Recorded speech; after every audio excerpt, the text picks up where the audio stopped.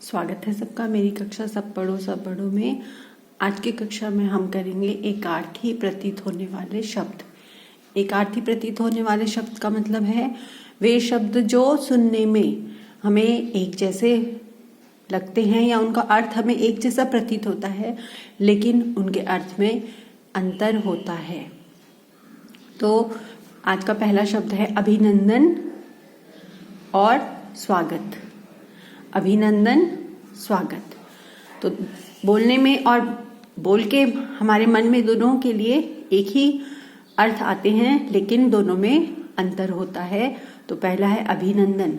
अभिनंदन का अर्थ होता है विधिवत सम्मान करने की औपचारिकता। विधिवत सम्मान करने की औपचारिकता। अभिनंदन एक औपचारिक क्रिया है। जैसे विदाई समारोह में शिक्षक को शॉल ओढ़ाकर उनका अभिनंदन किया गया।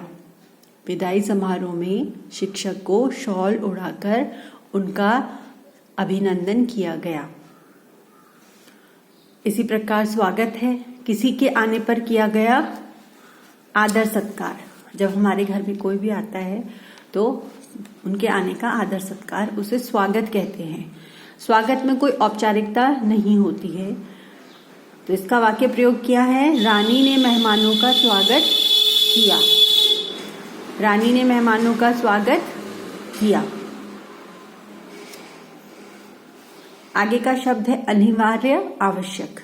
अनिवार्य और आवश्यक ये भी हमें लगभग एक जैसे ही हमें अर्थ इनके प्रतीत होते हैं, लेकिन अर्थ में फर्क है।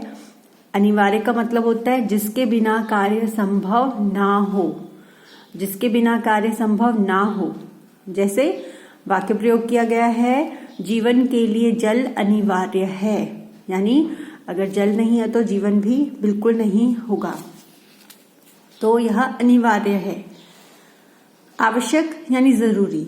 आवश्यक जरूरी, लेकिन अनिवार्य नहीं, उसके बिना भी काम चल सकता है। जैसे कसरत में दौड़ना आवश्यक है, अनिवार्य नहीं। कसरत में दौड़ना आवश्यक है, अनिवार्य नहीं। यदि किसी को कुछ स्वास्थ्य परेशानी है और वह दौड़ नहीं सकता है, तो वो बैठे हुए या कम समय लेते हुए भी कसरत कर सकता है। तो कसरत का मतलब सिर्फ यही नहीं होता है कि आपको दौड़ना है। आप योगा कर सकते हैं, आप एक ही जगह में रह करके अपने हाथ पैर चलाते हुए अन्य तरह के व्यायाम कर सकते हैं। तो कसरत में दौड़ना आवश्यक है, अनिवार्य नहीं। तो इन दोनों का मतलब जो है स्पष्ट हो गया होगा, अनिवार्य और आवश्यक।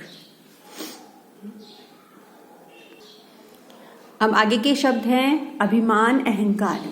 अभिमान, अहंकार तो ये भी एक जैसे प्रतीत होते हैं। अभिमान क्या होता है?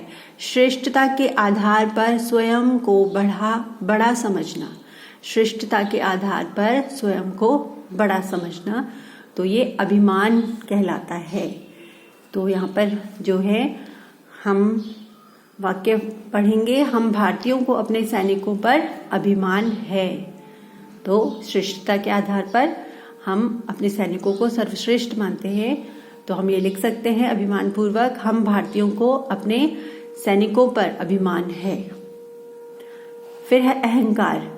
अहंकार और अभिमान में बहुत अंतर होता है। अहंकार यानी स्वयं के श्रेष्ठ होने का झूठा भ्रम। तो अहंकार होना बहुत गलत बात है, ये बहुत बड़ा दुर्गुण है। अहंकार पतन का मुख्य कारण होता है।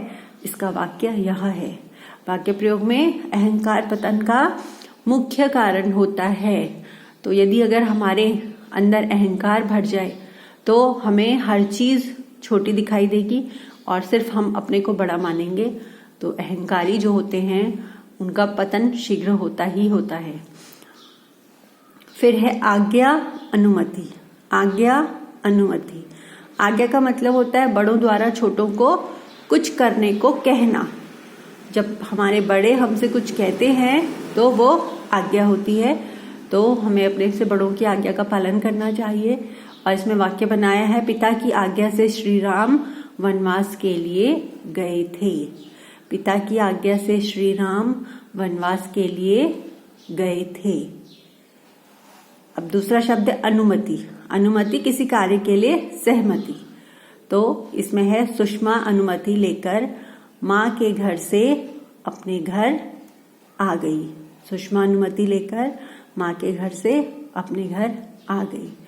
तो ये सारे जो शब्द हैं उनको आप बार बार पढ़िए, लिखकर अभ्यास कीजिए ताकि आपके लेखन में, पठन में सुधार हो। तो मिलते हैं अगली कक्षा में।